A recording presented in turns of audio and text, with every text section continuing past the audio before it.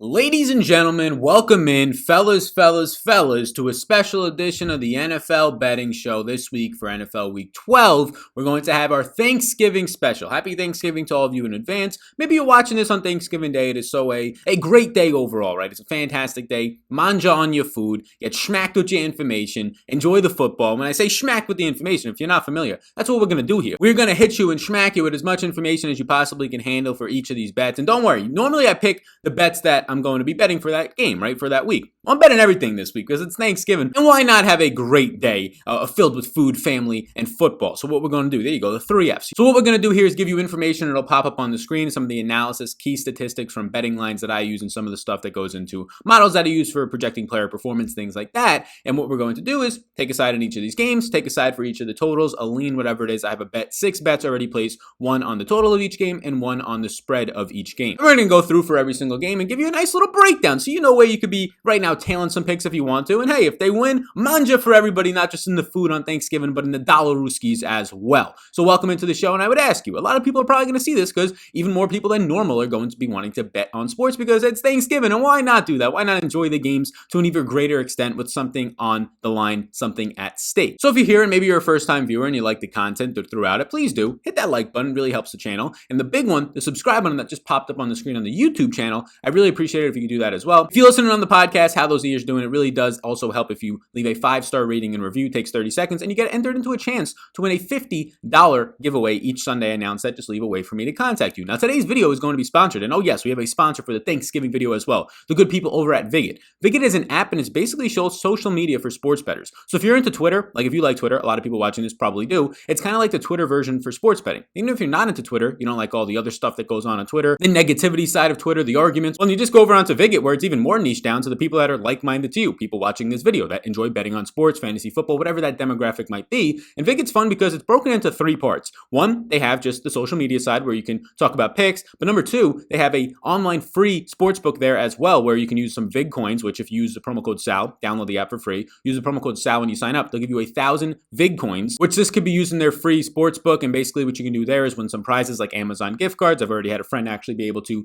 cash out an Amazon gift card on there. And then the third part of it, so you have the social media side, you have this free sports book where you can win some Amazon gift cards and cool prizes. And the third part of it that's nice is they update you with information. So I use the app to prepare some of these videos based on injury news. They're going to be up there. They have a whole breakdown for every single game, even the most obscure college football games, even some of the late night or Thursday night football NFL games. They have information for all of it. Line movement, total movement, injuries, recent play, some statistics as well. It gets you prepped so that no matter what, you're not betting on something blindly if you don't have a video from me or a video from somebody else. So check out Viget, link down below to download the app, and also using that promo code SAL, remember to let them know that you came from me so you get 1,000 VIG coins to start using for this Thursday slate. Why not? If you don't want to put actual dollar rooskies up on the line or a lot of them, you can go in there and you can get 1,000 VIG coins and just start using those and a chance to win Amazon gift cards, which then you can splurge on whatever you want to use with your Amazon dollar rooskies. So let's get into this video, everybody. Let's start it off with the first game of the day. And I love these 12:30 starts because right around noon or 11:30 a.m., I'm getting done, I'm getting ready to go, and it's only still the morning technically, and we're ready to go, especially if you're on the West Coast. That's crazy. A 9:30 a.m. start sounds like heaven to me personally, but 12:30 is what we're going to be getting here for Houston and the Lions. This game is in Detroit, as tradition as always on Thanksgiving. In this game right now, you're seeing a couple different spreads if you're looking on the screen. Most spots are -2.5 right now for the Texans. Texans coming in as road favorites, making the Detroit Lions home dogs in this one. But I currently have a bet in on the Texans, -2, so we'll start with the spread and then get to the total. I have a bet in on the Texans, -2. I got that one at BetMGM, as you can see right here. I got them there at -2. I like the Texans in this one, so as small as the number you can get. If you want to wait later in the week and think that it moves towards the Texans, maybe it does, maybe it doesn't. They open at -2 on BetMGM, so that's where I took it. I don't think this thing gets to +3, so I think if anything, you might end up getting it going to -2 in some spots for the Texans, but probably more times than not, it just stays at -2.5 in this spot. Look, I think the Texans are just a better football team overall, and their defense is really starting to come on as of late, especially mainly anchored by J.J. Watt in that front seven. The secondary has been bad, but if you're going to get any type of pressure, it will just naturally make your secondary better because quarterbacks are forced to throw the ball quicker and things like that. So Houston in this one, why do I like them at -2? If you're watching on the YouTube version, you can see some key statistics popping up on the screen. So the reasons why I like Houston right now. So the number one reason and the big advantage that I like here is that Houston has a number 6 pass blocking offensive line.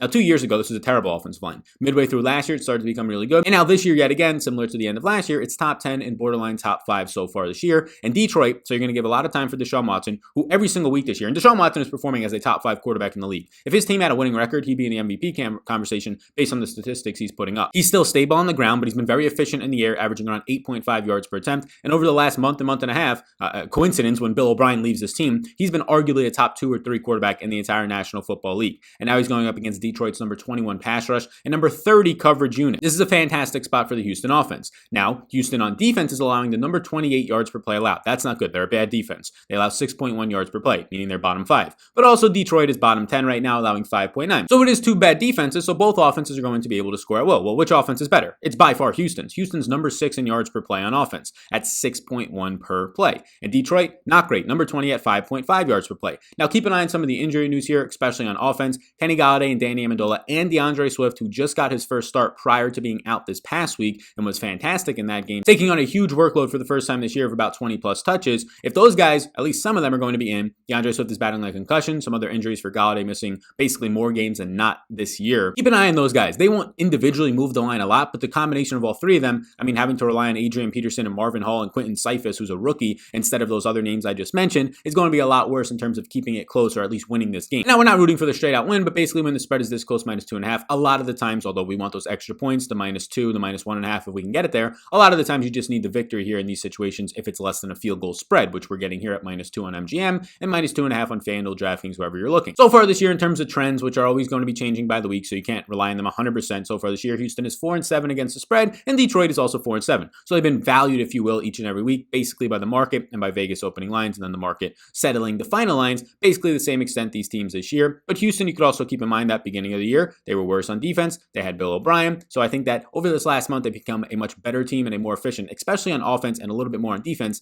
football team. Houston is the 6th worst team, and there's a lot of teams tied with this, so they're kind of like middle of the pack at this point, a little bit below average with -4 turnover differential. Not great. You want that to be positive. The positive means more turnovers you have forced than given up this year on offense. When right now Detroit is neutral at 0 so far this season. I believe they just got their first interception last game, so they've been neutral in terms of limiting the turnovers, but they've also gotten a decent amount of fumble recoveries as well. So I like the Texans in this one at -2. I like them to straight out win. I think that both defenses are very bad. They're equally as bad, but the Texans have a clear advantage on offense, honestly, potentially at every single position. Outside, if DeAndre Swift starts, I would give that upside to the Lions, maybe give the tight end advantage probably to TJ Hawkinson. But in terms of the pass catchers, in terms of the trenches, both on the offensive and defensive line, I think that's going to be won by the Texans here. If Deshaun Watson limits the turnovers to at most 1, I think they get the win here. I think they get it pretty handily, but we'll take the -2.5 by the Texans for our first bet of our Thanksgiving football slate. Start you off there with a little bit of an appetizer. How about that bad boy? So now we get into the total side of this one. If we look at the total, it's opening in most spots at 50.5. Points bet, it opened at 51. And if I slide, there's a bunch of other sports books on here if you're watching on the YouTube channel. But 50.5 is the over-under that we can look at for most of these sites, especially if you're like me and you want to be betting the over here. So why do I want to be betting the over? Well, let's put some stats up for the over-under. Our second bet of this one, we bet the over. I have a bet in right now. Over-under 50.5 for Houston and Detroit at 12:30 p.m. East Coast time start. In over games this year, we're actually betting against the trends here. Houston is 5-6 and Detroit is 6-5. So basically they're neutral in terms of if you put their records together. Right now, both teams, if you combine them, are 11-11 in the over-under. So it's basically neutral, but we're betting against the trends if you're looking at the Texans record in those games. Now, these are the things that I like. We already mentioned it, but Houston is number 28 in yards per play allowed, meaning that they're letting the opposing offense be very efficient. In terms of plays per game, and Detroit is number 23. So 2 bottom 10 defenses and borderline bottom 5 for both of these teams right now in terms of allowing the opposing team to be very efficient. Well, that's not great when Deshaun Watson is coming to town. He's a top 5 efficiency quarterback with over 8.4 yards per attempt so far this season and averaging over 9 yards per attempt over the last 4 games of the season right now. So he should be able on his side to be able to pick apart this Detroit defense pretty easily. Now, Houston is number 32 in plays per game when Detroit is number 25. That would be your one concern with this game not getting to the over. Neither team is going to run a ton of plays relative to most teams in the NFL. Right now, you're seeing Houston run 58.5 plays per game, Detroit 62 per game. Some of the higher teams in the NFL are running 70 plays per game. On average, teams are running 66 to 67. So if you're getting both teams right now in this one playing at slow paces and you're going to see 10 less plays maybe total in the game, that can be a concern when you're trying to get to the over. That basically comes down to maybe 1 or 2 less drives in the game, probably more times than not 1 less drive. We're hoping that they can get there on that 1 less drive. On, let's say, somewhere around like 16 to 18 drives instead of 18 to 20, which is the concern there. But Houston, right now, they're averaging 23 points per game and Detroit 25.2. Okay, so we're close there, but Houston allows 28 points per game on defense and Detroit allows 29.7 to be exact, points per game on defense. And the big thing here for shooting for the over is both teams are bottom 5 in total defense in general, according to Pro Football Focus. Our main concern is the pace of play. If these two teams play at a snail's pace in this game, if the Texans, which they haven't been able to, and they really haven't tried to get the running game going against a bad defense in Detroit in all aspects, including against the run, then that can slow this game down even more because if DeAndre Swift comes back, we know Detroit will want to run the ball. They've been basically run first since Matt Patricia has been there, even though their best weapons are in the passing game for the the past 3 or 4 years. So that is our one concern with taking the over here. At 50.5, we'll take the over. I think it's going to come down to one of these last drives in the game. With Houston Texans being a very efficient offense, we'll take them in this one to kind of carry the load, especially since we have the side of them as -2 in this one. I'm not going to be parlaying anything. If you want to have a huge parlay card and have even more of a sweat, go ahead and go for it. But I'll be playing a lot of daily fantasy sports, DFS, which you can check out all my other content to get ready for DraftKings, whatever other site you're playing on, Super Draft. You can just check out my bio. We'll have everything you need for that. And also I have a Patreon down below, which helps you even more with information, game-by-game notes, projections, rankings, ownership percentage for DFS. It'll help you with sports betting as well. You can check that out. So the first game is done. We have Houston -2 versus Detroit and the over 50.5 because life's too short to bet the under until we get to some of these other games. Let's now move to the second game of the day, which is going to be the Dallas Cowboys, which they always host Thanksgiving as well right now. And the Dallas Cowboys will get a division rival. And look, all these teams, every single team in the NFC East right now has 3 wins. So this one is going to be for the short term. Whoever wins this game will be in the lead until Sunday's games come and the Eagles and Giants play, but we will be the first place team in the NFC East. You have Washington right now coming into this one in some spots, most spots +2.5, but we see them on BetMGM, another favorable line if you're taking that side of it, at +3, meaning that the Cowboys are opening as 2.5 to 3-point favorites at home. What that means more times than not is, depending on what you think of home field advantage, this would be a coin flip or a 1-point spread for the Cowboys if it was a neutral field. Last time these teams faced, Andy Dalton threw 19 attempts, 75 yards. He was absolutely brutal. The pressure was getting to him. He was sacked 6 times, and then he got hurt, and we were introduced to maybe the worst quarterback of all time in the NFL history, and Ben DiNucci. Shout out Ben DiNucci if you're watching this and betting on sports this weekend. You did the best you could. Props to you. You got an NFL start on Sunday Night Football. You got the loss, but you have a pretty cool story to tell your kids and grandkids in a couple of years. Anyways, they won 25-3 that game, Washington, but it was a little bit deceiving in terms of how they got there. Some short fields. Obviously, they got a lot of pressure, and we just saw the Cowboys last week upset the Minnesota Vikings. They came into that one as almost 10-point underdogs, and Andy Dalton did not perform that great. I'll be honest with you. You're going to look at the end of the game and say, oh, he had 3 passing touchdowns, only 202 yards. He had an interception. He only averaged 6.3 yards per attempt. It was the fact that they got the running game going last week against a Minnesota team that struggles to defend any part of the game. Their pass rush, their secondary, their run game, all of it's bad. You had Zeke going over 100 yards for the first time in a very long time. You had Tony Pollard on 5 carries have 60 yards. The running game for the Cowboys ran for over 180 yards on 30 attempts. And if you take out the quarterback plays, they average about 6 yards per attempt on the ground against Minnesota. That's not going to be the same case for Washington, who they struggle to get anything going. The running game, any type of a play action downfield, anything going the last time they faced Washington when they beat them 25-3. And now, even though they're at home and they're coming off of this win, and the public maybe thinks now Cowboys, normally a public team, and the opposite is the fact for Washington. Now the Cowboys team, maybe the public is saying, people watching it are saying, hey, the Cowboys, normally I know they're a good team. They just came off of a win last week. They're looking decent right now. Here we go. The Cowboys, let's bet the Cowboys at -3. Not for me. I'm taking right now Washington at +3 because I think they should be favored in this game. I think even as the road team, they should still be favored in this game. And Alex Smith, if anything, is the biggest upgrade they've had at quarterback so far this season, the way that he's playing. Now he's playing a little bit conservative, short passing, intermediate passing to McLaurin when he has to, short passing to running backs for most of the time. But we're seeing this work out. And let's not take anything away from last week when Joe Burrow gets hurt and Ryan Finley, who might actually take the crown for worst quarterback in the NFL after the next couple of weeks from Ben DiNucci, came into play last week. It was basically an automatic win for the Washington football team. But the reasons why I like Washington at +3, okay, so a couple things to get off right off the bat. Washington is 6-5 against the spread. Dallas is 3-8. So Dallas continues to be overvalued, although they picked up a win last week outright as underdogs, ended up winning. So a couple things that I really do like here. Washington, number 8 overall defense. This is the big thing here. Their unit, their defensive unit, especially their front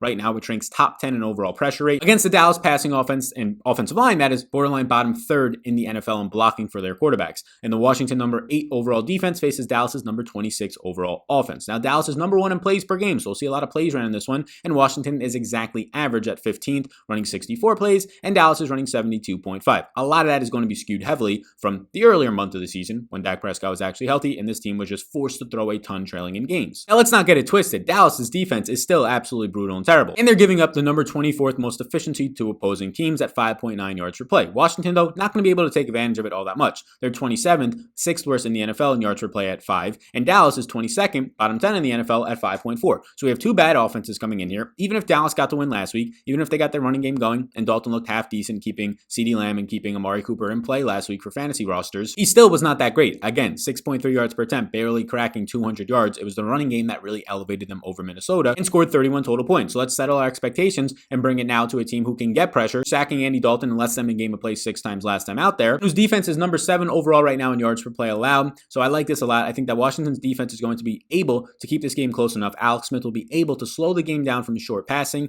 I think that the Cowboys want to, based on the fact that Washington can get pressure, open up the running game here, and they had success last week. Can they have success again this week against Washington that they did not have success against a couple weeks back when they lost 25-3? Part of that can be easily game flow scripted, though, as Zeke only, I believe, saw 12 carries in that one after coming off of now seeing about 20 plus carries this past weekend. So I like Washington at +3 here. The biggest reason, if I could sum it all up into just one bullet point, number 8 overall defense that has a great pass rush against the number 26 overall offense that has a very struggling offensive line. So where do we go in the over-under on this one? As you can see it on the screen, it's basically opening in every single spot at 47.5. It's at 48 on FanDuel. But we're going to go for the 48 right now that we see on FanDuel because we're going to be siding with the under in this game. So I'm going under 48. And this is probably the hardest bet out of the 6 bets that we're going to make this week for Thanksgiving because there's a lot of different ways that this can skew either way. First of all, in that game where they won 25-3 Washington earlier on, we could look at it and see some things as to why the game was going to the under. But there's not a lot we can generate from that because Kyle Allen was a starting quarterback. Andy Dalton gets hurt during the game, and it's kind of all over the place. The Dallas offensive line has gotten somewhat healthier since then to an extent,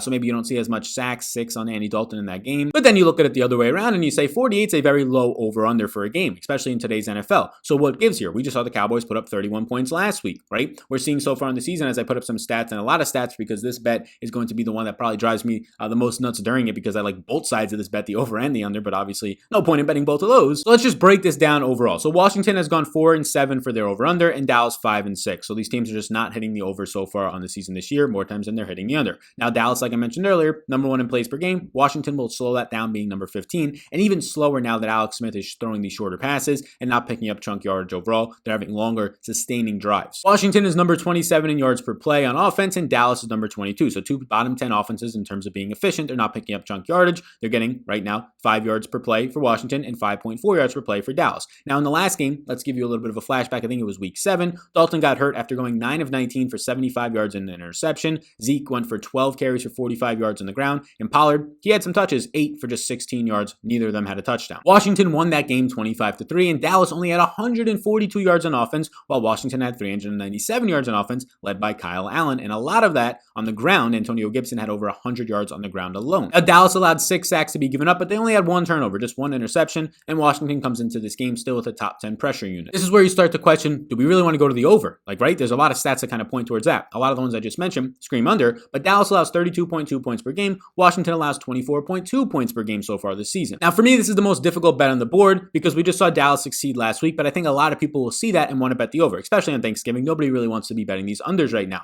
Washington can generate a lot of pressure still on Dallas. Dallas's offensive line, even after moving Zach Martin around last week, it was going to look good no matter what because Minnesota is not a good pass rush, and it looked decent last week. Not great, but decent. I don't think that's going to be a case against his front 7 of just everywhere you're looking first-round picks that are absolute monsters, highlighted by Chase Young on this defensive line right now for the Washington football team. And now this is what I can kind of sum it all down to. I can sum it all down to, first of all, we have to rely on Dallas to keep Andy Dalton upright and continue to have success in the running game against a much better defense now in Washington, which I don't believe is going to be the case, and actually close up drives with touchdowns. And also on the opposite side of that now, Kyle Allen was actually throwing downfield for Washington when he was a starter. Alex Smith is not doing that. He's checking it down. He's finding the short to intermediate passes, and that's fine. But when you're having these 13 play drives instead of 6 play drives, it's going to keep that clock moving a lot more and limit the amount of possessions in the game, which always helps the under. So we're going to be taking the under on FanDuel right now of 48 for our 4th bet of the week. For this game, we have Washington +3 and the under 48. And before we finish it up with the Steelers and Ravens divisional night game matchup at 8:20 p.m. East Coast time, I just want to let you know about the second sponsor of the show, Monkey Knife Fight. Monkey Knife Fight is a player prop site where you can take the more or less, the over-under, combine some games, and have a really fun time that's outside of sports betting, taking props on individual players, which we will be having a very special edition, thanks to Dylan Bird, of a Monkey Knife Fight and just a player props video for Thanksgiving specifically coming out on Wednesday afternoon. So be sure to check that one out. You can check that out and get some interest, and you can find out some information about maybe some bets to tail, or you can just figure out some bets that you want to make on your own. But Monkey Knife Fight, using the promo code VETRI, my last name, VETRI, they'll give you a free money bonus up to $50 to play on some player props for Thanksgiving or whenever you want to use them. So they said, hey, yo, Sal, you bring us some people. If they put $10 in, we'll smash them. $10 Rooskies right back at them. Hey, yo, Sal, if they want to put $50 in there, a heavy hitter, a kingpin, a head honcho, we'll smack them with a $50 bonus right there. You have $100 in your account. So check out Monkey Knife Fight. All the information is linked up down below. Promo code VETRI, VETRI, get you that bonus and let them know that you came from me. So let's finish it up right now with the divisional matchup right here in the AFC North with the Ravens and the Steelers. The Steelers right now, depending on where you're looking, they're 3.5-point favorites in some spots, 3-point favorites in some other spots. I'm taking the Steelers in this one with the spread. I have them at -3. You can get -3 as of my recording on BetMGM or on FanDuel. It's 3.5 on DraftKings. I think it'll come down to -3 and +3 basically everywhere this week. Maybe you see that number move to +3.5 if too many people are on it. But right now, there's a lot of reasons to like Pittsburgh, and I honestly just think they're that much better of a team than the Ravens. This is going to probably be the most public bet on the entire weekend because Pittsburgh's undefeated.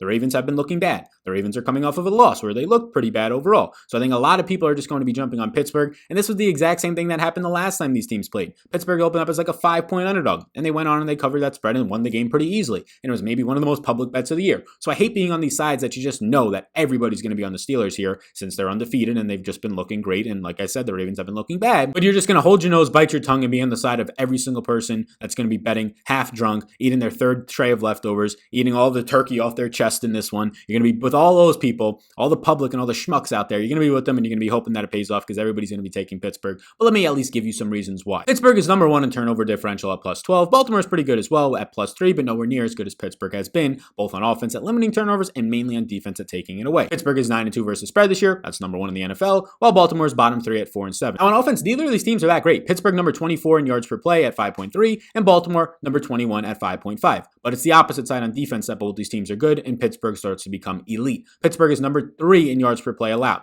4.9. Baltimore is top 10 at 5.2. So what all that information and all those stats basically means is that you're going to have two not that great offenses in terms of how efficient they are on a per play basis. Pittsburgh, the reason why they're putting up a lot of points is honestly they're facing terrible teams. Go back and look at Pittsburgh's schedule right now. It's a bunch of cakewalks coming off of a Jacksonville game, coming off of just games against these so bad teams. And even the teams in their division this year, like Baltimore, like Cleveland, if anything, look a little bit phony to bad as well. And Pittsburgh is also relying on these big plays, and their defense is set up short fields, and their defense is scoring as well on their own on some interception returns and things like that. So it is a situation where right now Pittsburgh is a little bit overrated when you look at their overall offense. Great weapons, don't get me wrong. Their 3 wide receiver set is arguably becoming very quickly the best in the NFL with Juju, Claypool, and Deontay Johnson. That being said though, Big Ben has been a little bit overrated as of late. He has looked pretty good overall in the last 2 or 3 weeks, better than he did for the first month or 2 of the season, but the numbers do not lie right now. Both of these offenses are not that efficient. They rely either on their defenses to set up short fields or they rely on a big play here or there. And on the flip side of that, both of their defenses are very good right now. Both of them are top 10 in limiting the opponent. Pittsburgh, obviously the more elite team there, number 3 overall. Now, Pittsburgh runs the 8th most plays per game at 66, and Baltimore runs the 22nd most because they are the number 1 run-heavy offense